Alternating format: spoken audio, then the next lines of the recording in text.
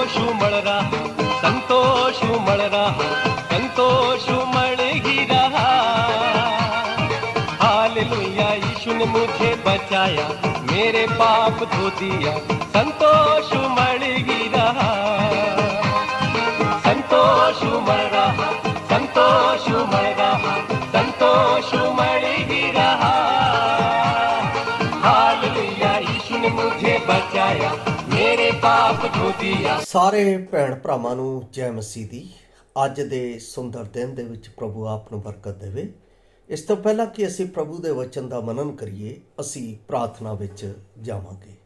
ਦਿਆਲੂ, ਕਿਰਪਾਲੂ, ਮਿਹਰਬਾਨ ਪ੍ਰੇਮੀ ਪਰਮੇਸ਼ਰ, ਅਸੀਂ ਆਪ ਦਾ ਧੰਨਵਾਦ, ਆਪ ਦੀ ਮਹਿਮਾ, ਆਪ ਦੀ ਵਡਿਆਈ ਕਰਦੇ ਹਾਂ। ਆਪ ਰਾਜਿਆਂ ਦੇ ਰਾਜਾ, ਪ੍ਰਭੂਆਂ ਦੇ ਪ੍ਰਭੂ, ਸਰਵ ਸ਼ਕਤੀਮਾਨ, ਸਰਵ ਵਿਆਪੀ, ਸਰਵੱਗ ਪਰਮੇਸ਼ਰੋ, ਸਾਨੂੰ ਨਾ ਤਾਂ ਕਦੇ ਛੱਡਦੇ ਨਾ ਕਦੇ ਤਿਆਗਦੇ, ਹਮੇਸ਼ਾ ਸਾਡੇ ਨਾਲ ਵਫਾਦਾਰ ਰਹਿ ਕੇ ਸਾਡੇ ਨਾਲ ਆਪਣੀਆਂ ਭਲਾਈਆਂ ਪ੍ਰਗਟ ਕਰਦੇ ਹੋ। ਉਸ ਦੇ ਨਿਮਿਤ ਅਸੀਂ ਆਪ ਦੇ ਨਾਮ ਦੀ ਮਹਿਮਾ, ਵਡਿਆਈ ਅਤੇ ਸ਼ੁਕਰਗੁਜ਼ਾਰੀ ਕਰਦੇ ਹਾਂ। ਅੱਜ ਦੇ ਵਚਨ 'ਚ ਸਾਨੂੰ ਆਪਣੀ ਤੌਫੀਕ ਦੇ, ਆਪਣਾ ਨਵ ਜੀਵਨ ਸਾਡੇ ਜੀਵਨ ਦੇ ਵਿੱਚ ਆਪਣੇ ਵਚਨ ਦੇ ਨਾਲ ਦੇ, ਤਾਂ ਕਿ ਅਸੀਂ ਤੇਰੇ ਰਾਜ ਵਿੱਚ ਵਧਦੇ ਹੋਏ ਤੇਰੀ ਵਡਿਆਈ ਦਾ ਕਾਰਨ ਬਣੀਏ। ਸੁਣਨ ਵਾਲੇ ਨੂੰ ਉਹ ਪਰਮੇਸ਼ਰ ਪਿਤਾ ਇਸ ਵਚਨ ਦੇ ਰਾਹੀਂ ਆਪਣੀ ਮੁਕਤੀ ਅਤੇ ਆਪਣੀ ਜਿਉਂਦੀ ਆਸ ਦੇ ਵਿੱਚ ਵਧਣਾ ਦੇ, ਔਰ ਆਪ ਦੇ ਦਾਸ ਨੂੰ ਬੋਲਣ ਦੇ ਲਈ ਸਮਝ, ਬੁੱਧ, ਗਿਆਨ ਅਤੇ ਆਪਣੇ ਆਤਮਾ ਦੀ ਅਗਵਾਈ ਦੇ। ਸਭੋ ਕੁਛ ਆਪ ਦੇ ਹੱਥਾਂ ਵਿੱਚ ਸੌਂਪਦੇ ਹੋਏ ਬੇਨਤੀ ਪ੍ਰਭੂ ਯਿਸੂ ਮਸੀਹ ਦੇ ਪਵਿੱਤਰ ਤੇ ਸਮਰਥੀ ਨਾਮ ਵਿੱਚ ਮੰਗਦੇ ਹਾਂ, ਆਮੀਨ। ਪਿਆਰੇ ਅਜ਼ੀਜ਼, ਨਿਤ ਪ੍ਰਤੀ ਦਿਨ ਅਜਿਹੇ ਕਿੱਸੇ ਸੁਣਨ ਨੂੰ ਮਿਲਦੇ ਆ ਜਿਸ ਵਿੱਚ ਸੱਚ ਹੋਵੇ ਔਰ ਜਿਸ ਵਿੱਚ ਝੂਠ ਹੋਵੇ। ਝੂਠ ਤੋਂ ਬਹੁਤ ਲੋਕਾਂ ਨੂੰ ਨਫ਼ਰਤ ਆਉਂਦੀ ਹੈ ਔਰ ਸੱਚ ਦੇ ਨਾਲ ਬਹੁਤ ਸਾਰੇ ਪ੍ਰੇਮ ਕਰਦੇ ਆ ਅਤੇ ਉਸ ਨੂੰ ਪ੍ਰਗਟੀ। ਪਰ ਅਸਲ ਦੇ ਵਿੱਚ ਝੂਠ ਨੂੰ ਲੋਕ ਪਿਆਰ ਕਰਦੇ ਆ ਅਤੇ ਸੱਚ ਦੇ ਨਾਲ ਨਫ਼ਰਤ ਕਰਦੇ ਆ, ਕਿਉਂਕਿ ਜਦੋਂ ਉਹਨਾਂ ਦੀ ਪੋਲ ਖੁੱਲ੍ਹਦੀ ਹੈ ਜਾਂ ਉਹਨਾਂ ਦੇ ਬਾਰੇ ਸੱਚ ਉਜਾਗਰ ਹੁੰਦਾ ਹੈ ਤਾਂ ਉਹ ਆਪਣੇ ਜੀਵਨ ਦੇ ਵਿੱਚ ਉਸ ਵਿਅਕਤੀ ਦੇ ਨਾਲ, ਉਸ ਜੀਵਨ ਦੇ ਨਾਲ ਨਫ਼ਰਤ ਕਰਨਾ ਸ਼ੁਰੂ ਕਰ ਦਿੰਦੇ ਆ ਜਿਹੜੇ ਉਹਨਾਂ ਦੇ ਖਿਲਾਫ ਜਾਂ ਉਹਨਾਂ ਦੇ ਨਿਮਿਤ ਸੱਚ ਨੂੰ ਪ੍ਰਗਟ ਕਰਦੇ ਆ। ਮੈਂ ਅਜਿਹੇ ਜੀਵਨਾਂ ਨੂੰ ਆਪਣੇ ਜੀਵਨ ਦੇ ਵਿੱਚ ਵਿਅਕਤੀਗਤ ਰੀਤੀ ਨਾਲ ਵੇਖ ਚੁੱਕਾ ਹਾਂ। ਪਰ ਅੱਜ ਦਾ ਜੋ ਮੇਰਾ ਵਿਸ਼ਾ ਹੈ ਉਹ ਇਹ ਹੈ ਕਿ ਸੱਚ ਵਿੱਚ ਜੀਵਨ ਅਤੇ ਝੂਠ ਵਿੱਚ ਮੌਤ ਹੈ। ਇਸ ਨੂੰ ਮੈਂ ਕਹਾਵਤਾਂ ਦੀ ਪੁਸਤਕ 13 ਅਧਿਆਇ ਉਸ ਦੀ 5 ਆਇਤ ਦੇ ਵਿੱਚੋਂ ਲਿਆ ਹੈ। ਇੱਥੇ ਲਿਖਿਆ ਹੈ, ਧਰਮੀ ਨੂੰ ਝੂਠ ਤੋਂ ਸੂਗ ਆਉਂਦੀ ਹੈ, ਪਰ ਦੁਸ਼ਟ ਸ਼ਰਮ ਅਤੇ ਖੱਜਲ ਪੁਣੇ ਤੇ ਚੱਲਦਾ ਹੈ। ਇਹ ਸੁਲੇਮਾਨ ਦਾ ਬਹੁਤ ਹੀ ਅੱਛਾ ਅਤੇ ਲਿਖਿਆ ਹੋਇਆ ਉਹ ਵਚਨ ਹੈ ਜਿਹੜਾ ਉਸ ਨੇ ਆਪਣੇ ਜੀਵਨ ਦੇ ਵਿੱਚ ਵਿਅਕਤੀਗਤ ਰੀਤੀ ਦੇ ਨਾਲ ਵੇਖਿਆ ਸੀ, ਔਰ ਉਹਨਾਂ ਵਿਅਕਤੀਗਤ ਗੱਲਾਂ ਨੂੰ ਪ੍ਰੈਕਟੀਕਲ ਪ੍ਰਯੋਗਿਕ ਤਰੀਕੇ ਦੇ ਨਾਲ ਉਹ ਸਾਡੇ ਜੀਵਨ ਦੇ ਵਿੱਚ ਕਹਾਵਤਾਂ ਦੇ ਰਾਹੀਂ ਦੱਸਦਾ ਹੈ, ਜਿਸ ਨੂੰ ਅਸੀਂ ਮੁਹਾਵਰੇ ਕਹਿ ਸਕਦੇ ਹਾਂ। ਔਰ ਇਹ ਸੁਲੇਮਾਨ ਦੇ ਉਹ ਮੁਹਾਵਰੇ ਹੈ ਜਿਨ੍ਹਾਂ ਦੇ ਵਿੱਚ ਬਹੁਤ ਵੱਡੀ ਸੱਚਾਈ ਛੁਪੀ ਹੋਈ ਸਾਡੇ ਸਾਹਮਣੇ ਆਉਂਦੀ ਹੈ। ਜਦੋਂ ਮੈਂ ਇਸ ਵਚਨ ਨੂੰ ਪੜ੍ਹ ਰਿਹਾ ਸਾਂ ਤਾਂ ਮੈਂ ਇਸ ਵਚਨ ਦੇ ਉੱਤੇ ਧਿਆਨ ਕੀਤਾ ਕਿ ਧਰਮੀ ਵਿਅਕਤੀ ਜਿਹੜਾ ਹੈ, ਜਿਸ ਨੂੰ ਝੂਠ ਤੋਂ ਸੂਗ ਆਉਂਦੀ ਹੈ, ਉਸ ਦੇ ਜੀਵਨ ਦੇ ਵਿੱਚ ਸੱਚ ਦੇ ਨਾਲ ਚੱਲਣ ਦੀ ਸਮਰੱਥ ਹੁੰਦੀ ਹੈ। ਅਤੇ ਉਹ ਸੱਚ ਕਿਵੇਂ ਆਉਂਦਾ ਹੈ? ਜਦੋਂ ਪਰਮੇਸ਼ਵਰ ਨੂੰ ਵੇਖਦਾ ਹੈ, ਜਦੋਂ ਪਰਮੇਸ਼ਵਰ ਦੀਆਂ ਸੱਚਾਈਆਂ ਨੂੰ ਜਾਣਦਾ ਹੈ, ਜਦੋਂ ਪਰਮੇਸ਼ਵਰ ਦੇ ਨਿਯਮ ਦੇ ਅਨੁਸਾਰ ਜੀਵਨ ਬਤੀਤ ਕਰਦਾ ਹੈ, ਜਦੋਂ ਪਰਮੇਸ਼ਵਰ ਦੇ ਵਚਨ ਦੇ ਅਨੁਸਾਰ ਚੱਲਦਾ ਹੈ, ਤਾਂ ਉਸ ਨੂੰ ਸੱਚ ਦੇ ਉੱਤੇ ਬੋਲਣ ਦੀ, ਸੱਚ ਦੇ ਉੱਤੇ ਖੜੇ ਰਹਿਣ ਦੀ ਅਤੇ ਸੱਚ ਦੇ ਨਾਲ ਚੱਲਣ ਦੀ ਤਾਕਤ ਮਿਲਦੀ ਹੈ। ਪਿਆਰੋ, ਅਜਿਹਾ ਹੀ ਇੱਕ ਮੈਂ ਚਰਿੱਤਰ ਆਪ ਦੇ ਨਾਲ ਪੜ੍ਹ ਰਿਹਾ ਹਾਂ ਜੋ ਬੜਾ ਜਾਣਿਆ ਪਛਾਣਿਆ ਹੋਇਆ ਖੰਡ ਹੈ, ਜਿਸ ਨੂੰ ਪਰਮੇਸ਼ਵਰ ਨੇ ਮੇਰੇ ਜੀਵਨ ਦੇ ਵਿੱਚ ਆਪਣੇ ਆਤਮਾ ਦੇ ਰਾਹੀਂ ਖੁਲਾਸਿਤ ਕੀਤਾ। ਅਗਰ ਅਜਿਹਾ ਜੀਵਨ ਸਾਡੇ ਜੀਵਨ ਦੇ ਵਿੱਚ ਹੋਵੇ ਤਾਂ ਅਸੀਂ ਪਰਮੇਸ਼ਵਰ ਦੀ ਸੱਚਾਈ ਨੂੰ ਆਪਣੇ ਜੀਵਨ ਦੇ ਵਿੱਚ ਉਸ ਜੀਵਨ ਵੱਲ ਲੈ ਕੇ ਜਾ ਸਕਦੇ ਹਾਂ ਜੋ ਕਦੇ ਖਤਮ ਹੋਣ ਵਾਲਾ ਨਹੀਂ ਹੈ। ਆਓ ਅਸੀਂ ਉਸ ਦੇ ਬਾਰੇ ਕੁਝ ਵੇਖੀਏ। ਮੇਰੇ ਨਾਲ ਅਸੀਂ ਦੇਖ ਸਕਦੇ ਹਾਂ ਦਾਨੀਏਲ ਨਬੀ ਦੀ ਪੁਸਤਕ, ਉਸ ਦਾ 3 ਅਧਿਆਏ 16 ਤੋਂ 18 ਮੈਂ ਆਪ ਦੇ ਲਈ ਪੜ੍ਹ ਰਿਹਾ ਹਾਂ। ਦਾਨੀਏਲ ਨਬੀ ਦੀ ਪੁਸਤਕ 3 ਅਧਿਆਏ 16 ਤੋਂ 18। ਇਹ ਖੰਡ ਉਹ ਖੰਡ ਹੈ ਜਿੱਥੇ ਦਾਨੀਏਲ ਨਬੀ ਨੂੰ ਸੱਚ ਦੇ ਰੂਪ ਦੇ ਵਿੱਚ ਵੇਖਿਆ ਜਾ ਸਕਦਾ ਹੈ। ਉਹ ਸੱਚ ਦੇ ਨਾਲ ਚੱਲਦਾ ਸੀ, ਸੱਚ ਦੇ ਨਾਲ ਬੋਲਦਾ ਸੀ, ਸੱਚ ਦੇ ਨਾਲ ਦੇਖਦਾ ਸੀ ਔਰ ਸੱਚ ਦੇ ਨਾਲ ਕਰਦਾ ਸੀ। ਉਸ ਨੂੰ ਝੂਠ ਬੋਲਣ ਵਾਲਿਆਂ ਦੇ ਨਾਲ ਸੂਗ ਆਉਂਦੀ ਸੀ। ਇੱਥੇ ਅਸੀਂ ਉਸ ਦੀ ਸੱਚਾਈ ਦਾ ਇੱਕ ਖੰਡ ਪੜ੍ਹਦੇ ਹਾਂ ਜੋ ਪਰਮੇਸ਼ਵਰ ਨੇ ਇਸ ਗੱਲ ਦੇ ਨਾਲ ਮੈਨੂੰ ਜਾਣਨ ਦੇ ਲਈ ਦਿੱਤਾ ਹੈ। ਲਿਖਿਆ ਹੈ, ਤਾਂ ਸ਼ਦਰਕ, ਮੇਸ਼ਕ ਅਤੇ ਅਬੇਦਨਗੋ ਨੇ ਰਾਜੇ ਨੂੰ ਉੱਤਰ ਦੇ ਕੇ ਆਖਿਆ, ਹੇ ਨਬੂਕਦਨੇਸਰ, ਅਸੀਂ ਇਸ ਗੱਲ ਵਿੱਚ ਤੁਹਾਨੂੰ ਉੱਤਰ ਦੇਣਾ ਜ਼ਰੂਰੀ ਨਹੀਂ ਸਮਝਦੇ ਹਾਂ। ਸਾਡਾ ਪਰਮੇਸ਼ਰ ਜਿਹਦੀ ਅਸੀਂ ਸੇਵਾ ਕਰਦੇ ਹਾਂ ਸਾਨੂੰ ਅੱਗ ਦੀ ਵਲਦੀ ਹੋਈ ਭੱਠੀ ਤੋਂ ਛਡਾਉਣ ਦੀ ਸ਼ਕਤੀ ਰੱਖਦਾ ਹੈ ਅਤੇ ਹੇ ਮਹਾਰਾਜ, ਉਹੀ ਸਾਨੂੰ ਤੁਹਾਡੇ ਹੱਥੋਂ ਛੁਡਾਵੇਗਾ। ਨਹੀਂ ਤਾਂ ਹੇ ਮਹਾਰਾਜ, ਤੁਹਾਨੂੰ ਪਤਾ ਹੋਵੇ ਕਿ ਅਸੀਂ ਤੁਹਾਡੇ ਦੇਵਤਿਆਂ ਦੀ ਸੇਵਾ ਨਹੀਂ ਕਰਾਂਗੇ ਅਤੇ ਨਾ ਉਸ ਸੋਨੇ ਦੀ ਮੂਰਤ ਅੱਗੇ ਜਿਹਨੂੰ ਖੜਾ ਕੀਤਾ ਹੈ ਮੱਥਾ ਟੇਕਾਂਗੇ। ਇੱਕ ਬਹੁਤ ਵੱਡਾ ਸੱਚ ਦਾਨੀਏਲ ਨਬੀ ਸ਼ਦਰਕ, ਮੇਸ਼ਕ, ਅਬੇਦਨਗੋ ਦੇ ਸਾਹਮਣੇ। ਸ਼ਾਤਿਰ ਲੋਕਾਂ ਨੇ ਪਰਮੇਸ਼ਵਰ ਦੇ ਲੋਕਾਂ ਨੂੰ ਸਤਾਉਣ ਦਾ, ਪਰਮੇਸ਼ਵਰ ਦੇ ਲੋਕਾਂ ਨੂੰ ਨਾਸ਼ ਕਰਨ ਦਾ, ਪਰਮੇਸ਼ਵਰ ਦੇ ਲੋਕਾਂ ਦਾ ਵਿਨਾਸ਼ ਕਰਨ ਦੀ ਯੋਜਨਾ ਉਹ ਅਕਸਰ ਬਣਾਉਂਦੇ ਰਹਿੰਦੇ ਆ। ਔਰ ਅਸੀਂ ਦੇਖਦੇ ਹਾਂ ਇਸ ਸਮੇਂ ਹਿੰਦੁਸਤਾਨ ਦੇ ਕਈ ਕੋਨਿਆਂ ਦੇ ਵਿੱਚ ਵੀ ਇਸ ਤਰ੍ਹਾਂ ਹੋ ਰਿਹਾ ਹੈ। ਜਿਹੜੇ ਸੱਚ ਦੇ ਉੱਤੇ ਮੀਨਾਰ ਦੇ ਨਾਲ ਪ੍ਰਭੂ ਯਿਸੂ ਮਸੀਹ ਦਾ ਪ੍ਰਚਾਰ ਕਰ ਰਹੇ ਆ, ਉਹਨਾਂ ਨੂੰ ਕਿਸ ਤਰ੍ਹਾਂ ਅੱਗ ਦੇ ਨਾਲ ਸਾੜਿਆ ਜਾ ਰਿਹਾ ਹੈ, ਕਿਸ ਤਰ੍ਹਾਂ ਉਹਨਾਂ ਦੇ ਉੱਤੇ ਅਤਿਆਚਾਰ ਹੋ ਰਿਹਾ ਹੈ, ਕਿਸ ਤਰ੍ਹਾਂ ਉਹਨਾਂ ਨੂੰ ਉਹਨਾਂ ਦੇ ਘਰਾਂ ਦੇ ਵਿੱਚੋਂ, ਉਹਨਾਂ ਦੇ ਪਰਿਵਾਰਾਂ ਦੇ ਵਿੱਚੋਂ, ਉਹਨਾਂ ਦੇ ਬੱਚਿਆਂ ਦੇ ਵਿੱਚੋਂ, ਉਹਨਾਂ ਦੀਆਂ ਜੌਬਾਂ ਦੇ ਵਿੱਚੋਂ, ਉਹਨਾਂ ਦੇ ਕੰਮਾਂ ਦੇ ਵਿੱਚੋਂ ਉਹਨਾਂ ਨੂੰ ਸਤਾਇਆ ਜਾ ਰਿਹਾ। ਪਰ ਮੈਂ ਇਹ ਜਦੋਂ ਦਾਨੀਏਲ ਨਬੀ ਦੇ ਜੀਵਨ ਦੇ ਵਿੱਚ ਵੇਖ ਰਿਹਾ ਸਾਂ ਤਾਂ ਮੈਨੂੰ ਲੱਗਾ ਕਿ ਹਾਂ, ਜਿਹੜੇ ਸੱਚ ਦੇ ਉੱਤੇ ਖੜੇ ਰਹਿੰਦੇ ਨੇ, ਪਰਮੇਸ਼ਰ ਉਹਨਾਂ ਨੂੰ ਜੀਵਨ ਦੇ ਨਾਲ ਬਚਾਉਂਦਾ ਹੈ। ਕਿੰਨਾ ਮਹਾਨ ਪਰਮੇਸ਼ਰ ਹੈ ਜਿਹੜਾ ਮੈਨੂੰ ਅਤੇ ਆਪ ਨੂੰ ਬਚਾਉਣ ਦੀ ਸਮਤਾ ਰੱਖਦਾ ਹੈ, ਜਿਹੜਾ ਮੈਨੂੰ ਅਤੇ ਆਪ ਨੂੰ ਬਚਾਉਣ ਦੀ ਤਾਕਤ ਰੱਖਦਾ ਹੈ।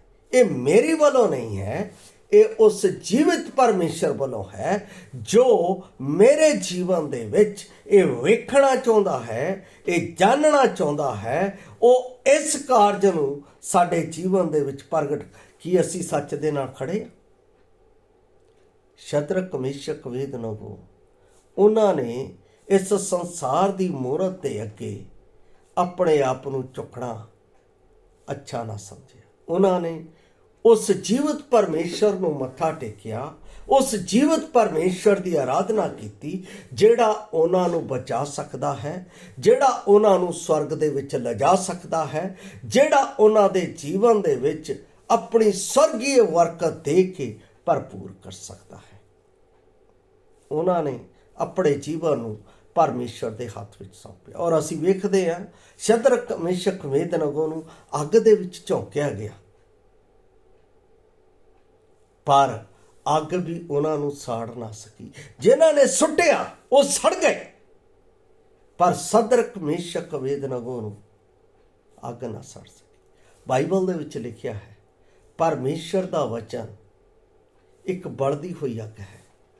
ਉਹ ਪਰਮੇਸ਼ਰ ਦੇ ਵਚਨ ਦੇ ਨਾਲ ਸੀ ਤਾਂ ਅੱਗ ਉਹਨਾਂ ਨੂੰ ਕਿਵੇਂ ਸਾੜ ਸਕਦੀ ਹੈ। ਮੂਸਾ ਨੇ ਜਦੋਂ ਝਾੜੀ ਵੇਖੀ, ਉਹ ਝਾੜੀ ਦੇ ਵਿੱਚ ਅੱਗ ਬਲ ਰਹੀ ਸੀ ਪਰ ਝਾੜੀ ਨਹੀਂ ਸੀ ਸੜ ਰਹੀ। ਕਿਉਂਕਿ ਉਹ ਪਵਿੱਤਰ ਜਗ੍ਹਾ ਸੀ। ਔਰ ਮੂਸਾ ਨੂੰ ਇਸ ਗੱਲ ਦਾ ਪਤਾ ਲੱਗਾ, ਜਿਹੜੇ ਪਰਮੇਸ਼ਰ ਦੇ ਵਚਨ ਦੇ ਵਿੱਚ ਖੜੇ ਹੈ, ਜਿਹੜੇ ਪਰਮੇਸ਼ਰ ਦੇ ਵਚਨ ਦੇ ਨਾਲ ਚੱਲਦੇ ਹੈ, ਜਿਹੜੇ ਪਰਮੇਸ਼ਰ ਦੇ ਵਚਨ ਦਾ ਅਨੁਸਰਣ ਕਰਦੇ ਹੈ, ਸੰਸਾਰ ਅਤੇ ਸੰਸਾਰ ਦੀਆਂ ਵਸਤਾਂ ਅਤੇ ਸੰਸਾਰ ਦੀਆਂ ਸ਼ਕਤੀਆਂ ਅਤੇ ਸੰਸਾਰ ਦੀਆਂ ਰਾਜਨੀਤਿਕ ਤਾਕਤਾਂ ਉਹਨਾਂ ਦਾ ਕੁਝ ਵੀ ਵਿਗਾੜ ਨਹੀਂ ਸਕਦੀਆਂ। ਜਿਵੇਂ ਇੱਥੇ ਸ਼ਦਰਕ ਅਤੇ ਮੇਸ਼ਕ ਦੇ ਜੀਵਨ ਦੇ ਵਿੱਚ ਇਹ ਸੰਸਾਰ ਦੀਆਂ ਨੀਤੀਆਂ ਅਤੇ ਸੰਸਾਰ ਦੀਆਂ ਇਹ ਗੱਲਾਂ ਉਹਨਾਂ ਦਾ ਕੁਝ ਵੀ ਵਿਨਾਸ਼ ਨਹੀਂ ਕਰ ਸਕੀਆਂ, ਨਾਸ਼ ਨਹੀਂ ਕਰ ਸਕੀਆਂ। ਕਿੰਨੀ ਅਦਭੁਤ ਗੱਲ ਹੈ। ਪਾਣੀ ਦੇ ਵਿੱਚ ਅਸੀਂ ਪੜ੍ਹਦੇ ਹਾਂ, ਜਿਹੜੇ ਸੱਚ ਦੇ ਨਾਲ ਚੱਲਦੇ ਨੇ ਉਹਨਾਂ ਕੋਲ ਜੀਵਨ ਹੈ, ਜਿਹੜੇ ਝੂਠ ਦੇ ਨਾਲ ਚੱਲਦੇ ਨੇ ਉਹਨਾਂ ਕੋਲ ਮੌਤ ਹੈ। ਇਸ ਗੱਲ ਦੇ ਵਿੱਚ ਮੈਂ ਆਪ ਦੇ ਨਾਲ ਉਸ ਗੱਲ ਦੇ ਵੱਲ ਜਾਵਾਂਗਾ ਜਿੱਥੇ ਪਰਮੇਸ਼ਰ ਆਰੰਭ ਦੇ ਵਿੱਚ ਜਦੋਂ ਕੈਨ ਨੇ ਆਪਣੇ ਭਰਾ ਹਾਬਿਲ ਨੂੰ ਮਾਰ ਦਿੱਤਾ, ਪਰਮੇਸ਼ਰ ਨੇ ਪੁੱਛਿਆ, ਕੈਨ ਤੇਰਾ ਭਰਾ ਕਿੱਥੇ ਹੈ? ਕੈਨ ਨੇ ਕਿਹਾ, ਮੈਂ ਆਪਣੇ ਭਰਾ ਦਾ ਰਾਖਾ। ਜਾਣਦੇ ਹੋਏ ਵੀ ਝੂਠ ਬੋਲਣਾ ਪਰਮੇਸ਼ਰ ਨੂੰ ਪਸੰਦ ਨਹੀਂ, ਕਿਉਂਕਿ ਸੂਗ ਆਉਂਦੀ ਹੈ। ਤਦ ਪਰਮੇਸ਼ਰ ਨੇ ਉਸ ਨੂੰ ਕਿਹਾ, ਜਿਸ ਧਰਤੀ ਦੇ ਵਿੱਚ ਤੈਂ ਖੂਨ ਕੀਤਾ ਹੈ, ਉਹ ਧਰਤੀ ਦੇ ਵਿੱਚ ਉਹਦਾ ਲਹੂ ਮੈਨੂੰ ਪੁੱਛ ਰਿਹਾ ਹੈ। ਦੇਖ, ਤੂੰ ਧਰਤੀ ਦੇ ਉੱਤੇ ਭਗੌੜਾ ਹੋਵੇਂਗਾ ਅਤੇ ਉਹਦਾ ਲਹੂ ਤੇਰੀ ਮੌਤ ਦਾ ਕਾਰਨ ਹੋਵੇਗਾ। ਮੇਰੇ ਪਿਆਰੇ ਅਸੀਸ, ਝੂਠ ਮੌਤ ਨੂੰ ਲੈ ਕੇ ਆਉਂਦਾ ਹੈ ਔਰ ਇਹ ਮੌਤ ਸਾਨੂੰ ਪਰਮੇਸ਼ਰ ਤੋਂ ਦੂਰ ਕਰ ਦਿੰਦੀ ਹੈ, ਸਾਡੇ ਵਿੱਚ ਸੰਬੰਧ ਵਿਛੇਦ ਕਰਦੀ ਹੈ। ਇੱਕ ਅਜਿਹਾ ਹੀ ਕਿੱਸਾ ਜੋ ਬਾਈਬਲ ਦੇ ਵਿੱਚ ਮੈਂ ਜੋ ਪਰਮੇਸ਼ਰ ਦੇ ਆਤਮਾ ਦੇ ਰਾਹੀਂ ਮੈਨੂੰ ਯਾਦ ਆ ਰਿਹਾ ਹੈ, ਰਸੂਲਾਂ ਦੇ ਕਰਤੱਵ ਉਸ ਦਾ 5 ਅਧਿਆਏ 1 ਤੋਂ 11 ਆਇਤਾਂ। ਮੈਂ ਆਪ ਨੂੰ ਉਸ ਦੇ ਬਾਰੇ ਦੱਸ ਦੇਣਾ ਚਾਹੁੰਦਾ ਹਾਂ। ਮੈਂ ਪੂਰਾ ਨਹੀਂ ਪੜਾਂਗਾ, ਪਰ ਉਹ ਇੱਕ ਸੱਚਾਈ ਹੈ। ਆਰੰਭ ਦੇ ਵਿੱਚ ਚੇਲਿਆਂ ਦੇ ਵਿੱਚ ਜੋ ਕੁਝ ਵੀ ਹੁੰਦਾ ਸੀ ਉਹ ਸਭ ਸਾਂਝੇ ਦਾ ਹੁੰਦਾ ਸੀ। ਕੋਈ ਆਪਣਾ ਆਪਣਾ ਨਹੀਂ ਕਹਿੰਦਾ ਸੀ। ਸਭ ਕਲੀਸਿਆ ਦੇ ਵਿੱਚ ਇੱਕ ਵੀ ਚੀਜ਼ ਹੈ, ਸਭ ਸਾਂਝੇ ਦੀ ਹੈ। ਉਸ ਦੇ ਵਿੱਚ ਮੈਂ ਇਕੱਲਾ ਅਧਿਕਾਰੀ ਨਹੀਂ, ਮੈਂ ਕੀਤਾ ਹੈ, ਨਹੀਂ। ਕਲੀਸਿਆ ਪਰਮੇਸ਼ਰ ਦਾ ਇੱਕ ਝੁੰਡ ਹੈ। ਉਸ ਝੁੰਡ ਦੇ ਵਿੱਚ ਸਭੇ ਉਸ ਦੇ ਅਧਿਕਾਰੀ ਹੈ ਔਰ ਪਰਮੇਸ਼ਰ ਉਸ ਦਾ ਸਿਰਤਵ ਹੈ। ਉਹ ਉਸ ਨੂੰ ਹੁਕਮ ਦਿੰਦਾ ਹੈ, ਉਸੇ ਤਰ੍ਹਾਂ ਉਹ ਕਰਦੀ ਹੈ। ਇਸ ਜਗ੍ਹਾ ਦੇ ਉੱਤੇ ਹਨਨਿਆ ਨਾਮੇ ਇੱਕ ਵਿਅਕਤੀ, ਇੱਕ ਉਸ ਦੀ ਪਤਨੀ ਸਾਫੀਰਾ, ਜਿਨ੍ਹਾਂ ਨੇ ਮਿਲਕ ਵੇਚੀ ਅਤੇ ਕਲੀਸਿਆ ਦੇ ਨਾਲ ਝੂਠ ਬੋਲਿਆ। ਕਲੀਸਿਆ ਦੇ ਨਾਲ ਝੂਠ ਨਹੀਂ ਬੋਲਿਆ, ਪਰਮੇਸ਼ਰ ਦੇ ਨਾਲ ਝੂਠ ਬੋਲਿਆ। ਪਰਮੇਸ਼ਰ ਦੇ ਨਾਲ ਨਹੀਂ, ਪਰਮੇਸ਼ਰ ਦੇ ਪਵਿੱਤਰ ਆਤਮਾ ਦੇ ਨਾਲ, ਜੋ ਸਾਡੇ ਵਿੱਚ ਜਦੋਂ ਅਸੀਂ ਵਿਸ਼ਵਾਸ ਕਰ ਲੈਂਦੇ ਹਾਂ, ਜਦੋਂ ਅਸੀਂ ਇਹ ਮੰਨ ਲੈਂਦੇ ਹਾਂ ਕਿ ਯਿਸੂ ਮਸੀਹ ਮੇਰੇ ਪਾਪੀ ਦੇ ਲਈ ਕਾਲਵਰੀ ਕਰੂਸ ਦੇ ਉੱਤੇ ਮਾਰਿਆ ਗਿਆ, ਮੇਰੇ ਪਾਪੀ ਦੇ ਲਈ ਦਫਨ ਕੀਤਾ ਗਿਆ ਅਤੇ ਮੇਰੇ ਪਾਪੀ ਦੇ ਲਈ ਮੈਨੂੰ ਜੀਵੰਤ ਕਰਨ ਦੇ ਲਈ ਤੀਸਰੇ ਦਿਹਾੜੇ ਜੀ ਉੱਠਿਆ। ਹੁਣ ਉਹ ਮੇਰਾ ਪ੍ਰਭੂ ਹੈ। ਉਸ ਦੇ ਲਹੂ ਬਹਾਏ ਜਾਣ ਦੇ ਨਾਲ ਮੇਰੇ ਸਭ ਪਾਪ ਮਾਫ ਹੋਏ। ਇਸ ਗੱਲ ਦਾ ਮੈਂ ਇਕਰਾਰ ਕਰਦਾ ਹਾਂ, ਮੰਗਦਾ ਹਾਂ ਪ੍ਰਭੂ ਯਿਸੂ ਮਸੀਹ ਦੇ ਨਾਮ ਦੇ। ਤਦ ਪਰਮੇਸ਼ਰ ਦਾ ਆਤਮਾ ਮੇਰੇ ਵਿੱਚ ਸਥਾਈ ਰੂਪ ਨਾਲ, ਫਿਰ ਅਸੀਂ ਉਹਦੇ ਵਿੱਚ ਹੋ ਕੇ ਜੇ ਝੂਠ ਬੋਲਦੇ ਹਾਂ, ਉਸ ਗੱਲ ਤੋਂ ਪਰਮੇਸ਼ਰ ਨੂੰ ਮੇਰੇ ਅਤੇ ਆਪ ਦੇ ਜੀਵਨ ਦੇ ਵਿੱਚੋਂ ਸੂਗ ਆਉਂਦੀ ਹੈ ਔਰ ਉਸ ਦਾ ਅੰਤ ਮੌਤ ਹੈ। She is believer ਇੱਥੇ ਦੱਸਦੇ ਆ ਅਸੈਂਬਲੀ ਦੇ ਵਿੱਚ ਵਿਸ਼ਵਾਸੀ ਹੈ, ਜਦੋਂ ਉਹਨਾਂ ਨੇ ਪਰਮੇਸ਼ਵਰ ਦੇ ਆਤਮਾ ਦੇ ਨਾਲ, ਪਰਮੇਸ਼ਵਰ ਦੀ ਕਲੀਸਿਆ ਦੇ ਨਾਲ, ਪਰਮੇਸ਼ਵਰ ਦੇ ਨਾਲ ਝੂਠ ਬੋਲਿਆ, ਤਾਂ ਇੱਥੇ ਪਤਰਸ ਨੇ ਕਿਹਾ, ਹਨਨਿਆ, ਸ਼ੈਤਾਨ ਤੇਰੇ ਮਨ ਵਿੱਚ ਕਿਉਂ ਸਮਾਇਆ ਜੋ ਤੂੰ ਪਵਿੱਤਰ ਆਤਮਾ ਨਾਲ ਝੂਠ ਬੋਲੇ ਅਤੇ ਉਸ ਖੇਤ ਦੇ ਮੁੱਲ ਵਿੱਚੋਂ ਕੁਝ ਰੱਖ ਛੱਡੇ, ਜਦ ਤਿਕਰ ਉਹ ਰਿਹਾ ਕਿ ਤੇਰਾ ਆਪਣਾ ਨਾ ਰਿਹਾ, ਔਰ ਜਾ ਵਿਕ ਗਿਆ ਤਾਂ ਉਹ ਤੇਰੇ ਹੀ ਵਸ ਵਿੱਚ ਨਹੀਂ ਸੀ। ਤੈਂ ਕਿਉਂ ਇਹ ਗੱਲ ਆਪਣੇ ਮਨ ਵਿੱਚ ਸੋਚੀ? ਤੂੰ ਮਨੁੱਖਾਂ ਨਾਲ ਨਹੀਂ ਸਗੋਂ ਪਰਮੇਸ਼ਰ ਨਾਲ ਝੂਠ ਬੋਲਿਆ ਹੈ। ਪਵਿੱਤਰ ਆਤਮਾ ਨਾਲ, ਪਰਮੇਸ਼ਰ ਦੀ ਕਲੀਸਿਆ। ਕਈ ਲੋਕ ਐਤਵਾਰ ਦੀ ਸਭਾ ਦੇ ਵਿੱਚ ਵੀ ਪਰਮੇਸ਼ਵਰ ਦੇ ਲੋਕਾਂ ਦੇ ਨਾਲ ਆਪਣੇ ਆਪ ਨੂੰ ਛੁਪਾਉਣ ਦੇ ਲਈ ਝੂਠ ਬੋਲਦੇ। ਇਹ ਸਭ ਡਨ ਪਰਮੇਸ਼ਵਰ ਕੋਲੋਂ ਮਿਲਣਾ ਹੈ। ਲਿਖਿਆ ਉਸੇ ਘੜੀ ਡਿੱਗ ਗਿਆ, ਮਰ ਗਿਆ, ਉਸ ਦੀ ਪਤਨੀ ਵੀ ਮਰ ਗਈ। ਸੱਚ ਦੇ ਵਿੱਚ ਜੀਵਨ ਹੈ, ਝੂਠ ਦੇ ਵਿੱਚ ਮੌਤ ਹੈ। ਔਰ ਬਾਈਬਲ ਝੂਠ ਦੇ ਬਾਰੇ ਕੀ ਦੱਸਦੀ ਹੈ? ਮੈਂ ਆਪ ਨੂੰ ਦੱਸ ਦਿੰਦਾ ਕਿ ਪ੍ਰਭੂ ਯਿਸੂ ਮਸੀਹ ਦਾ ਇਸ ਝੂਠ ਦੇ ਬਾਰੇ ਕੀ ਕਹਿਣਾ ਸੀ। ਜਦੋਂ ਮੈਂ ਯਹੋਨਾ ਦੀ ਅੰਜੀਲ 8:44 ਪੜ੍ਹਦਾ ਹਾਂ ਤਾਂ ਲਿਖਿਆ ਹੈ, ਤੁਸੀਂ ਆਪਣੇ ਪਿਓ ਸ਼ੈਤਾਨ ਤੋਂ ਹੋ ਅਤੇ ਆਪਣੇ ਪਿਓ ਦੀਆਂ ਕਾਮਨਾ ਦੇ ਅਨੁਸਾਰ ਕਰਨਾ ਚਾਹੁੰਦੇ ਹੋ। ਉਹ ਤਾਂ ਮੁੱਢੋਂ ਮਨੁੱਖ ਘਾਤਕ ਸੀ ਅਤੇ ਸੱਚਾਈ ਉੱਤੇ ਟਿਕਿਆ ਨਾ ਰਿਹਾ, ਕਿਉਂਕਿ ਉਸ ਵਿੱਚ ਸੱਚਾਈ ਹੈ ਨਹੀਂ। ਜਦ ਉਹ ਝੂਠ ਬੋਲਦਾ ਹੈ ਤਾਂ ਆਪਣੀਆਂ ਹੀ ਹੱਕ ਦਾ ਹੈ, ਕਿਉਂਕਿ ਉਹ ਝੂਠਾ ਹੈ ਤੇ ਝੂਠ ਦਾ ਪਤੰਦਰ ਹੈ। ਕਿਉਂਕਿ ਉਹ ਝੂਠਾ ਹੈ ਤੇ ਝੂਠ ਦਾ ਪਤੰਦਰ ਹੈ। ਪਿਆਰੋ, ਪਰਮੇਸ਼ਵਰ ਮੈਨੂੰ ਝੂਠ ਦਾ ਨਹੀਂ, ਸੱਚ ਦਾ ਪੁੱਤਰ ਬਣਾਉਣਾ ਚਾਹੁੰਦਾ ਹੈ। ਔਰ ਸੱਚ ਦਾ ਪੁੱਤਰ ਬਣਾਉਣ ਦੇ ਲਈ ਉਸ ਨੇ ਮੇਰੇ ਅਤੇ ਆਪ ਦੇ ਲਈ ਇਸ ਧਰਤੀ ਦੇ ਉੱਤੇ ਵਿਉਂਤ ਰਚਾਈ। ਉਸ ਨੇ ਆਪਣੇ ਪਿਆਰੇ ਪੁੱਤਰ ਪ੍ਰਭੂ ਯਿਸੂ ਮਸੀਹ ਨੂੰ ਅੱਜ ਤੋਂ 2023 ਸਾਲ ਪਹਿਲਾਂ ਇਸ ਧਰਤੀ ਦੇ ਉੱਤੇ ਮੇਰੇ ਅਤੇ ਆਪ ਦੇ ਪਾਪਾਂ ਦਾ ਰਿਣ ਚੁਕਾਉਣ ਦੇ ਲਈ, ਕਰਜ਼ ਚੁਕਾਉਣ ਦੇ ਲਈ ਕਾਲਵਰੀ ਕਰੂਸ ਦੇ ਉੱਤੇ ਚਾੜ ਦਿੱਤਾ। ਉਹ ਮੇਰੇ ਅਤੇ ਆਪ ਦੇ ਪਾਪਾਂ ਦਾ, ਝੂਠ ਦਾ, ਬੁਰਾਈ ਦਾ, ਨਿੰਦਾ ਦਾ, ਚੁਗਲੀ ਦਾ, ਹਰ ਇੱਕ ਉਹ ਪਾਪ ਜੋ ਸਾਡੇ ਮੁਖ ਦੇ ਵਿੱਚੋਂ ਨਿਕਲਦਾ ਸੀ, ਜੋ ਸਾਡੇ ਸਰੀਰ ਦੇ ਵਿੱਚ ਸੀ, ਜੋ ਸਾਡੇ ਸੋਚਣ ਦੇ ਵਿੱਚ ਸੀ, ਜੋ ਸਾਡੇ ਦੇਖਣ ਦੇ ਵਿੱਚ ਸੀ, ਔਰ ਜੋ ਸਾਡੇ ਦਿਲਾਂ ਦੇ ਵਿੱਚ ਉਪਜਦਾ ਸੀ, ਉਸ ਸਭ ਦਾ ਕਰਜ਼ ਉਸ ਨੇ ਕਾਲਵਰੀ ਕਰੂਸ ਦੇ ਉੱਤੇ ਚੁਕਾਇਆ, ਆਪਣੇ ਪਿਆਰੇ ਪੁੱਤਰ ਦੇ ਉੱਤੇ ਲੱਦ ਦਿੱਤਾ। ਅਤੇ ਉਹ ਮੇਰੇ ਅਤੇ ਆਪ ਦੇ ਪਾਪ ਦਾ ਬੋਝ ਕਾਲਵਰੀ ਕਰੂਸ ਦੇ ਉੱਤੇ ਚੁੱਕ ਕੇ, ਜਿਸ ਦੀ ਸਜ਼ਾਏ ਮੌਤ ਸੀ, ਉਸ ਨੇ ਮੇਰੀ ਅਤੇ ਆਪ ਦੀ ਮੌਤ ਆਪਣੇ ਪੁੱਤਰ ਉੱਤੇ ਲੱਦ ਦਿੱਤੀ। ਉਸ ਦੇ ਮਾਰੇ ਜਾਣ ਦੇ ਨਾਲ ਸਾਡੇ ਪਾਪ ਖਿਮਾ ਹੋਏ। ਉਸ ਦੇ ਲਹੂ ਬਹਾਏ ਜਾਣ ਦੇ ਨਾਲ ਮੇਰੇ ਸਭ ਪਾਪ ਧੁੱਤੇ ਗਏ। ਉਹ ਮੇਰੀ ਖਾਤਰ ਮਾਰਿਆ ਗਿਆ, ਦਫਨ ਕੀਤਾ ਗਿਆ ਅਤੇ ਤੀਸਰੇ ਦਿਨ ਮੁਰਦਿਆਂ ਵਿੱਚੋਂ ਜੀ ਉੱਠਿਆ। ਕਿਉਂਕਿ ਉਹ ਸੱਚ ਨੂੰ ਸਿਉਂਦਾ ਕਰਦਾ ਹੈ, ਉਸ ਨੂੰ ਮੁਰਦਾ ਨਹੀਂ ਰਹਿਣ ਦਿੰਦਾ। ਉਹ ਸੱਚ ਮੇਰੇ ਲਈ ਜ਼ਿੰਦਾ ਹੋ ਉੱਠਿਆ ਕਿ ਮੈਂ ਸੱਚ ਦਾ ਪੁੱਤਰ ਬਣ ਕੇ ਮੈਂ ਸੱਚ ਦੀ ਰਾਜ ਵਿੱਚ ਪ੍ਰਵੇਸ਼ ਕਰਾਂ ਅਤੇ ਪਰਮੇਸ਼ਰ ਨਾਲ, ਜਿਸ ਤੋਂ ਮੇਰੀ ਦੂਰੀ ਬਣ ਚੁੱਕੀ ਸੀ, ਉਸ ਦੇ ਨਾਲ ਮੈਂ ਸੰਗਤ ਕਰਾਂ।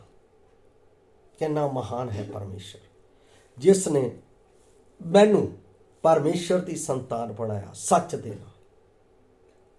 ਉਹ ਸੱਚ ਪ੍ਰਭੂ ਯਿਸੂ ਮਸੀਹ ਸੀ। ਉਸ ਨੇ ਕਿਹਾ, ਰਾਹ, ਸੱਚਾਈ ਅਤੇ ਜੀਵਨ ਮੈਂ ਹਾਂ, ਬਿਨਾਂ ਮੇਰੇ ਦੁਆਰਾ ਕੋਈ ਪਿਤਾ ਕੋਲ ਨਹੀਂ ਪਹੁੰਚ ਸਕਦਾ। ਉਸ ਸੱਚ ਦੇ ਰਾਹੀਂ ਸਾਡੀ ਪਿਤਾ ਦੇ ਨਾਲ ਪਹੁੰਚ ਹੋਈ ਹੈ, ਔਰ ਪਿਤਾ ਦੇ ਨਾਲ ਪਹੁੰਚ ਹੋਈ ਹੈ ਤਾਂ ਅਸੀਂ ਸਵਰਗ ਦੇ ਵਾਸੀ ਬਣੇ।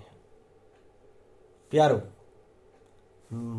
ਮੇਰਾ ਜੀਵਨ ਪਰਮੇਸ਼ਵਰ ਦਾ ਰਾਜ ਦਾ ਅਧਿਕਾਰੀ ਹੋ ਗਿਆ ਹੈ, ਉਸ ਦੇ ਰਾਜ ਦਾ ਵਾਰਿਸ ਬਣ ਗਿਆ ਹੈ ਅਨੰਤ ਜੀਵਨ ਦੇ ਲਈ। ਜੇ ਤੁਸੀਂ ਉਸ ਅਨੰਤ ਜੀਵਨ ਦੇ ਅਧਿਕਾਰੀ ਬਣਨਾ ਚਾਹੁੰਦੇ ਹੋ ਤਾਂ ਅੱਜ ਉਸ ਦੇ ਉੱਤੇ ਵਿਸ਼ਵਾਸ ਕਰੋ, ਤਾਂ ਤੁਸੀਂ ਜ਼ਰੂਰ ਉਸ ਅਨੰਤ ਜੀਵਨ ਦੇ ਅਧਿਕਾਰੀ ਬਣੋ। ਜੇ ਨਹੀਂ ਤਾਂ ਬਾਈਬਲ ਦੇ ਵਿੱਚ ਇੱਕ ਵਚਨ ਪੜ੍ਹ ਕੇ ਮੈਂ ਸਮਾਪਤੀ ਵੱਲ ਜਾਵਾਂਗਾ, 22:15, ਜਿੱਥੇ ਪਰਮੇਸ਼ਵਰ ਨੇ ਆਪਣੇ ਪੁੱਤਰ ਦੇ ਰਾਹੀਂ ਮੇਰੇ ਅਤੇ ਆਪ ਦੇ ਲਈ Please like, share, ਸਾਫ਼ comment, ਰੀਤੀ ਨਾਲ and ਚੇਤਾਵਨੀ subscribe ਛੱਡੀ to ਹੈ। this channel. ਜਿਹੜੇ ਝੂਠ ਦੇ ਮਗਰ ਚੱਲਦੇ ਆ ਅਤੇ ਝੂਠ ਦਾ ਪਿੱਛਾ ਕਰਦੇ ਆ। 15 ਦੇ ਵਿੱਚ ਲਿਖਿਆ, ਬਾਹਰ ਹਨ ਕੁੱਤੇ, ਜਾਦੂਗਰ, ਹਰਾਮਕਾਰ, ਖੂਨੀ, ਮੂਰਤੀ ਪੂਜਕ, ਹਰ ਕੋਈ ਜਿਹੜਾ ਝੂਠ ਨੂੰ ਪਸੰਦ ਕਰਦਾ ਅਤੇ ਕਮਾਉਂਦਾ ਹੈ, ਉਹ ਨਰਕ ਦੀ ਅੱਗ ਦੇ ਵਿੱਚ ਜਾਣਗੇ। ਫੈਸਲਾ ਆਪ ਦਾ ਹੈ। ਤੁਸੀਂ ਸੱਚ ਦੇ ਨਾਲ ਚੱਲ ਕੇ ਜੀਵਨ ਨੂੰ ਪ੍ਰਾਪਤ ਕਰਨਾ ਚਾਹੁੰਦੇ ਹੋ ਜਾਂ ਝੂਠ ਦੇ ਪਿੱਛੇ ਚੱਲ ਕੇ ਮੌਤ ਨੂੰ ਪ੍ਰਾਪਤ ਕਰਨਾ ਚਾਹੁੰਦੇ ਹੋ। ਮੈਂ ਸੱਚ ਦੇ ਮਗਰ ਚੱਲ ਕੇ ਜੀਵਨ ਨੂੰ ਪ੍ਰਾਪਤ ਕੀਤਾ ਹੈ। ਆਪ ਨੇ ਆਪਣਾ ਫੈਸਲਾ स्वयं करना है। प्रभु आप सही फैसला करने के लिए मदद करे। जय मसीह दी। मरानाथा।